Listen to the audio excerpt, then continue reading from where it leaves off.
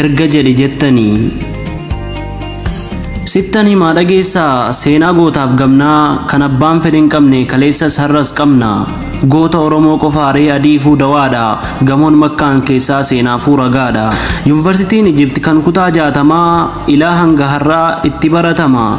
Gamoon Makkaan keessaa samiitti ol dheeratu mana mootichaati ilaaltee nagartu. Maatiin kee biyyarraa gaafa hajjiif dhufu boqonnaa fudhatee isa keessa rafu.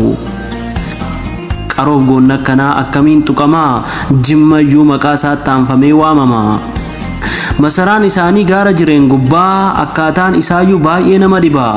Jettee mitiin gurraan kan dhageenyu seenaa abbaa Jifaar hojiin kan beeknu.